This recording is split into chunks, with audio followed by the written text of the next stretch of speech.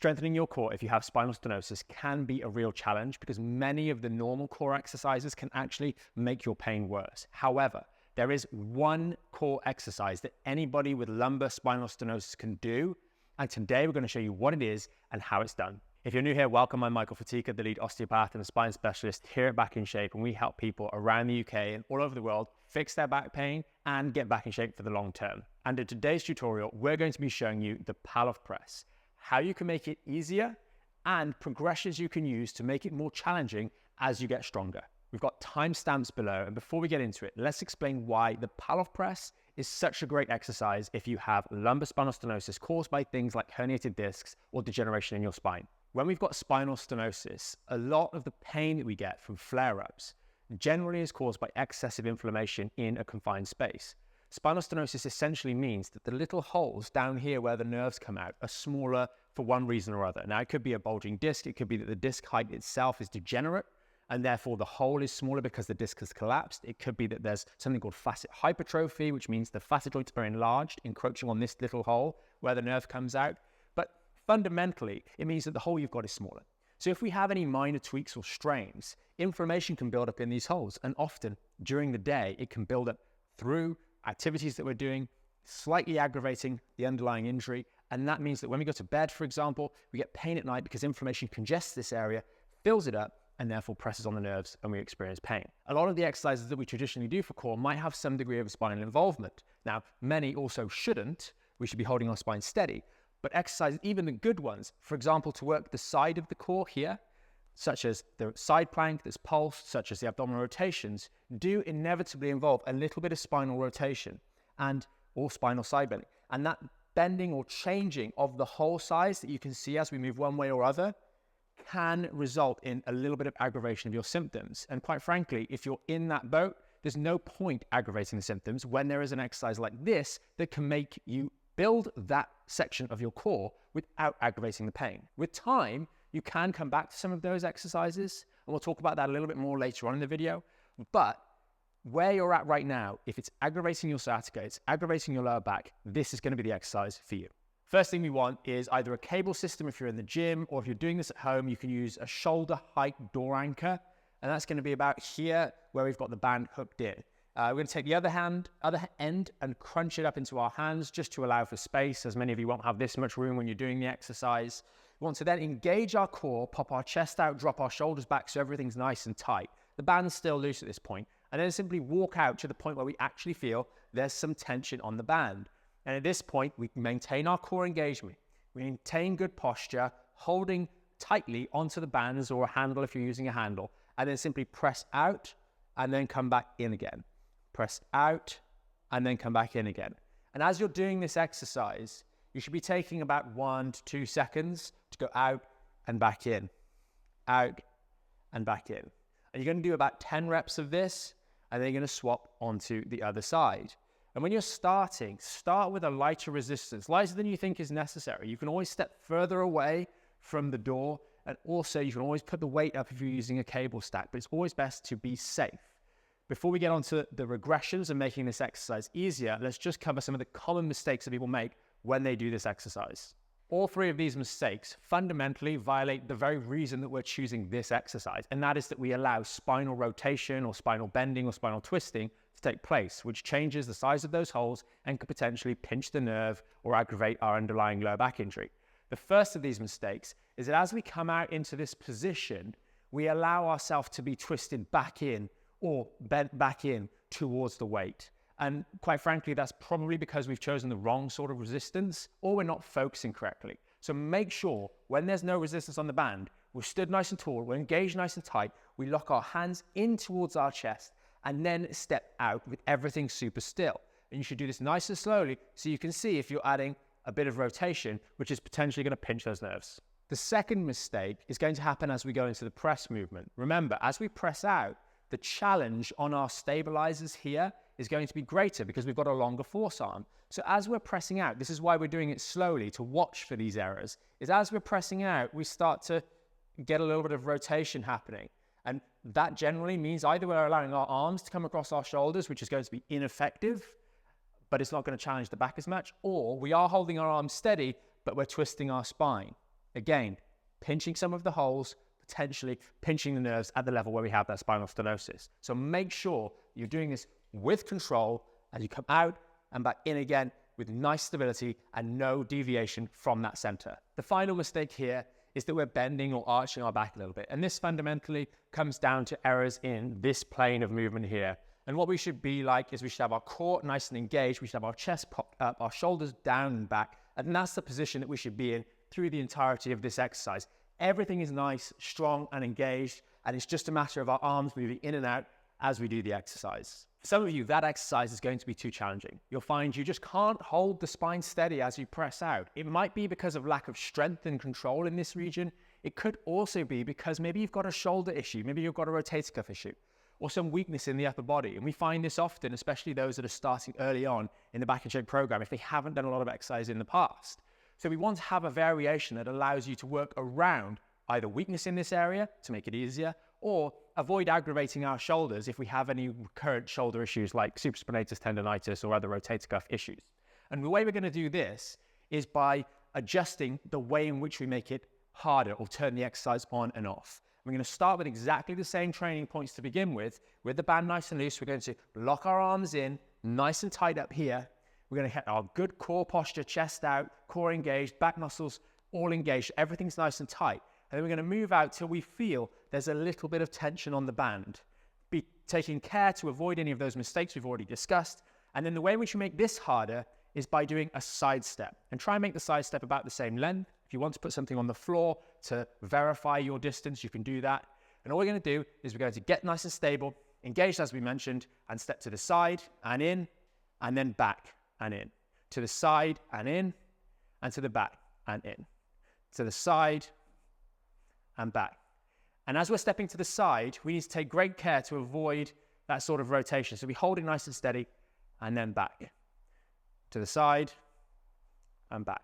And that's how you're going to do your reps. You're going to go 10, and then you're going to swap over and do the other side. And it might be that then you can progress the bands that you're using to make this more difficult. You can move down the weight stack if you're using cable systems. That's how you can get around some of the quirks that might mean the other variation doesn't work for you or aggravates either your shoulder or your back. Just one final tip when you're doing that variation is to make sure that you lock your arms in super tight to your body. So you're really pinching in here as if you're trying to trap someone's arm, and your hands are really, really steady, either down here at 90-degree angles, or as you mentioned earlier, with the arms close to the chest. If you keep your upper body really tight and engaged, it will help you get a little bit more engagement in the core and hold everything stable. But really engage that first. That way, you're going to be locked in, and you can just focus on maintaining the steady position as you go from left to right. Ultimately, when you're doing this exercise, we want to make sure that we're progressing. Doing the same thing over and over again for months means that we're probably not going anywhere. So we must make sure that if we started with that regression strategy, holding the arms in tight, we want to progress on to the next step, which would be the standard Pallof press variation we mentioned earlier.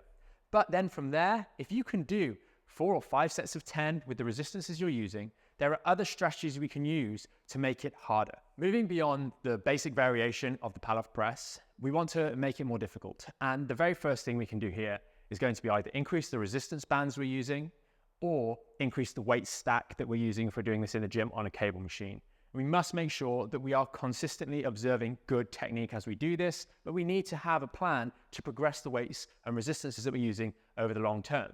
The next couple of strategies are going to be actual variations to the exercise itself, which are going to bring in other muscle groups, etc., so that we can make it even more powerful for strengthening your core, and as we'll see in a moment, integrating that with some other movements too. The first variation we've got is twofold. It's going to be a high option and a low option, and these are going to be super easy. All we're doing is placing it around about 12 inches above your head for the high variation and around about the level of the shins for the lower variation. And as we go in to do the standard Pallof press in this position here, we obviously observe all the same technique points, getting into position and pressing out and back in, out and back in on that 1 to 2 second out, 1 to 2 second in pace. But here, because we've got a high pull, we're going to challenge some of the lower back muscles a little bit to stabilize it in the middle. As we're doing the low door anchor, this is going to be challenging us in a different way. It's going to challenge your shoulder muscles up here a little bit more. We're essentially working to stabilize the arms in this position. So as we press in and press out, press in and press out, this lower variation, it's going to hit up here an awful lot more. With this one, choose the one that works best for you. Maybe you feel like you need to do the high anchor variation or the low anchor variation to work areas that are most important. If you've got some weakness in the shoulders, it might be actually a really good idea to do that lower anchor position to help build some strength there so that we haven't got an issue.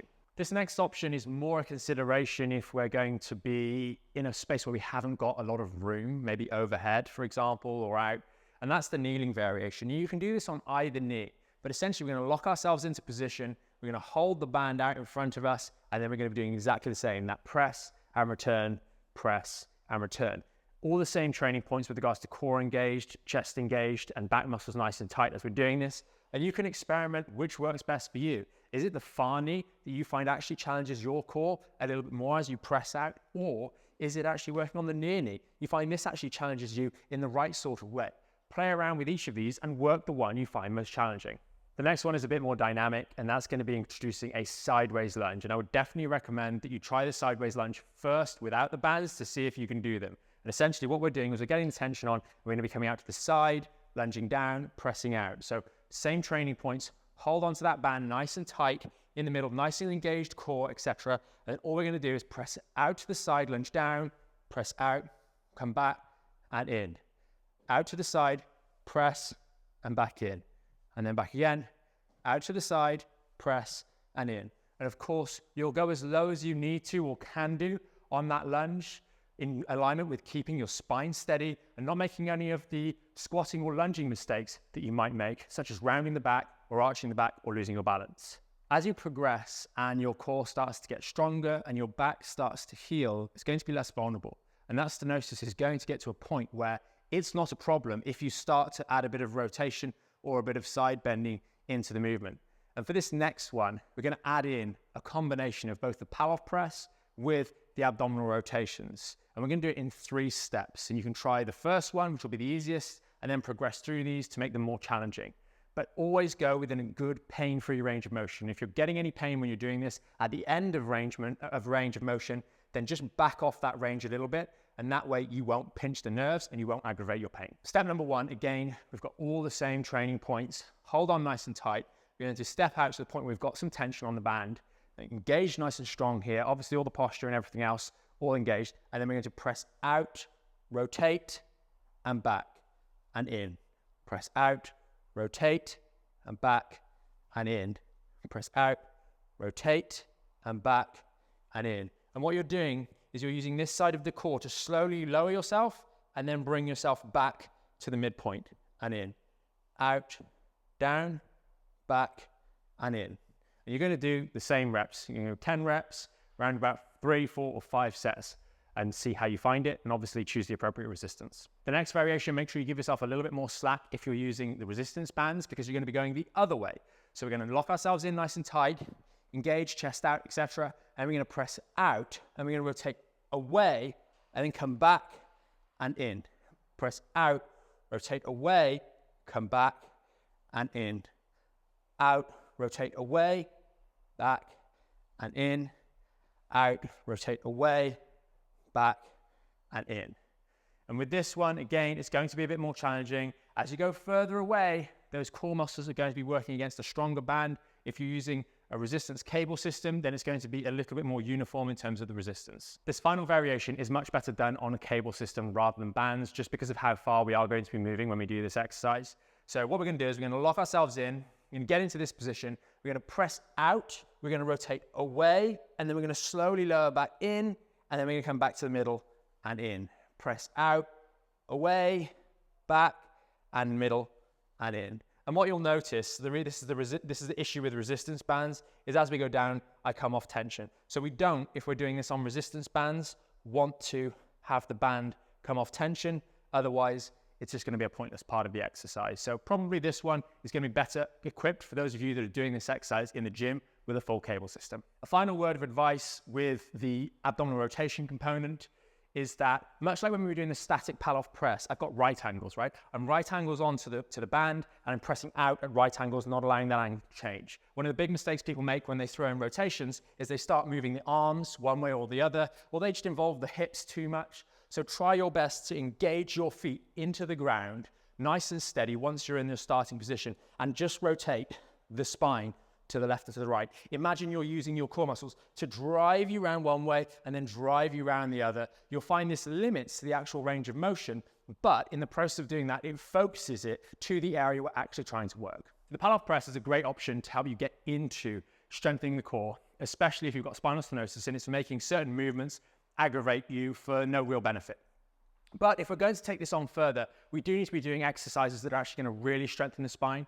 And once we've got to the point where we can do some of those latter variations of the Pallof press, we really want to make sure that we've got things like squats and hip hinges factored into our full program of strengthening, because ultimately they are going to build our core strength much better than anything else. We've got full tutorials in depth on how to do squats and hip hinges in a way that's safe and friendly for those of you with lower back injuries, or those of you, period, because ultimately if you didn't have a back injury, you don't want to do your squats and end up with one by doing them incorrectly. There's a link in the description to each of those full tutorials, so you can check that out after this video.